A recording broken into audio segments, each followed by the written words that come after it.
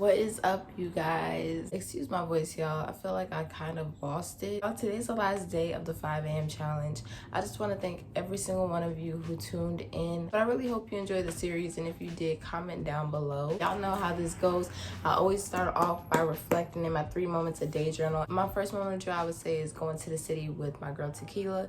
So I had a photo shoot. For those of y'all who don't know, I know I talked about it yesterday. I'm really glad that I had that collaboration with her. The only thing we forgot was to take pictures together, and it's just like, how could we forget? Number 2, I would say, is chilling with my girls Kyra and Chelsea. Kyra is moving, and so we kind of like did a send-off thing for her, and then we got something to eat at Dallas BBQ, and I got my sticky wing tenders.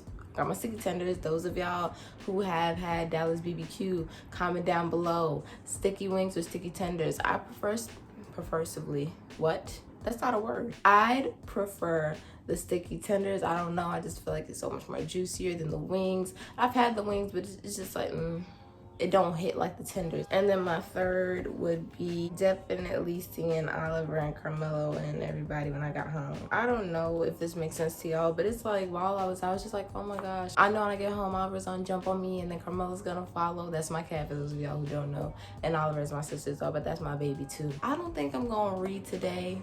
I think I just really want to reflect on what I've learned this week from reading these pages. I've learned that you become what you think. Your thoughts heavily influence you from the time you're very young. You don't really think that up until you're doing the exercises in this book. I've learned that change doesn't have to wait. The power of change is literally in the present moment. It just made me realize you don't have to wait for nothing. You don't have to wait for nobody. You just gotta go out there and go after what it is that you want to do. I've also learned that the past does not have any power over me. I learned that forgiving goes farther than just saying I forgive you. It's setting that person free to set you free. It's not forgiving them by saying I condone what you did. It's saying I knew you were doing the best you could with the awareness, the understanding, and knowledge that you had. I can't sit here and demand perfection from you because no one is perfect. We all make mistakes. You know what, y'all? I just might read a page. So I'll be back. Hold on. So this chapter was basically about whether or not our beliefs are true or not, and the fact that there's 2 answers to this question, and that's yes and no. All this to say, your beliefs are true if you believe it to be true, and your beliefs are not true if you don't believe it to be true. She expressed the fact that most of us choose to think the way our parents used to think, so our thought process comes from how our parents think. With all of that being said, whatever you choose to believe becomes true for you. So if you believe that you have financial problems, on some level you believe that you are unworthy of being comfortable with having money. Whatever the problem is, it comes from a thought pattern, and thought patterns can be changed. It wasn't an activity. She just said take a look at your life and then ask yourself what kind of thoughts you are having that are creating your beliefs. So if you feel like you're in a financial disaster, what thoughts are you having that create this belief? So then she jumps in to say the quotes, that's the way I am, or that's the way it is. She said those words are saying that that's what we believe to be true for us. What we believe is only someone else's opinion we have incorporated into our belief systems. And believe it or not, it fits right in with all of the other beliefs we choose to believe. And then she mentioned another example, and I feel like this resonated with me so much when it's raining outside. And right now it's super cloudy. It's gonna be raining all day. She says that we instantly think, oh, what a lousy day. For those of y'all who don't like rain, I personally am one of those people. We don't have to hate the rain. We don't have to like have this negative energy like the rain. She said, if you're the type to think about rain as a lousy day, to think about it like this: it's not a lousy day, it's just a wet one. If we wear the appropriate clothing and change our attitude towards the rain, then it wouldn't be such a lousy day. And then she said, if we believe that rainy days are lousy days, whenever it rains, we'll always greet it with a sinking heart. All of this to say is, if we want a joyous life, we must think joyous thoughts. If we want a loving life, we must think loving thoughts. Whatever we send out mentally and verbally will come back to us in light form. So it's basically like saying whatever energy you put out into the atmosphere, that's what you're gonna get back. And I solely stand on that, and I believe that to be true. The universe does give you what you put out. So if you're putting out negative thoughts, you're gonna get negative results. If you're putting out positive thoughts, you're gonna get positive results. And I feel like it's so easy to just think negatively and think of the worst, or to think of ourselves as less than than it is to believe that we deserve greatness, to believe that we deserve love, to believe that we actually deserve good things in our lives. It's kind of hard to believe that sometimes, especially like when you grow up and that mentality isn't established in your mind at a very young age. So with that being said, y'all, I just want to read this little paragraph. I feel like this is a perfect way to end off this series, at least when it comes to this book, because I'm still going to be reading this book. It's just I'm not going to be reading it on camera. So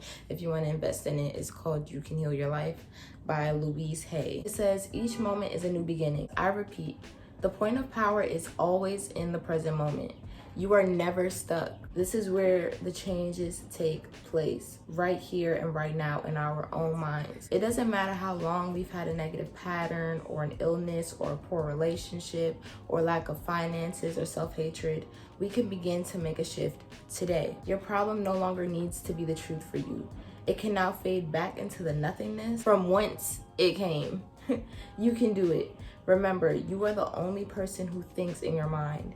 You are the power and authority in your world.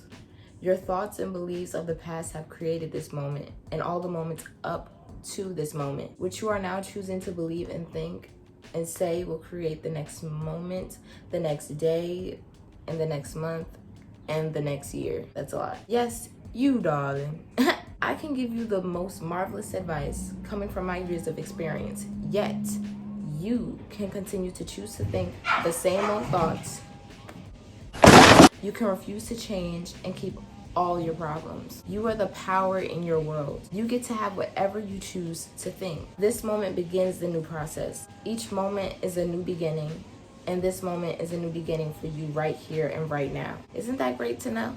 This moment is the point of power. This moment is where the change begins. I love this book, y'all. I really love this book. Remember I said I was not going to dip into my Be Simone book until I really thought about what I wanted to manifest. I feel like I know what I want to manifest now. So right now I'm at 314 subscribers. I'm going to manifest 350. We're gonna work in sections like 350, 400. Let's manifest 350. Definitely gonna keep being featured on IG because I feel like social media, everyone knows, is the way to get yourself out there, is a way to promote yourself. If more people find my content and stuff, I feel like that would be really great because it's just like you didn't know what you was missing out on until you found it. Thought you was having a boring life, then you found my content, and now everything is lit. Okay, I'm just joking. The I am statements: I am creative, I am smart, I am beautiful. I'm going to make it in the entertainment industry as an actress. So for my daily affirmations, and it's crazy because it's just like, I was like, am I doing this right? After reading this chapter, it made me realize it's like what we believe becomes true for us. So I believe that I will have 350 subscribers by, I say April. I will have 350 subscribers. I will have a great day, even when other people try to bring me down or when other people or circumstances try to just test me. Like, no, you're not winning today. I will knock that person out and keep slamming that board. If you've made it this far into the whole series, comment down below which day was your favorite, especially when it came to reading this book. What was something that hit home to you most? And that's about it, guys. I will see you in my next video. Bye.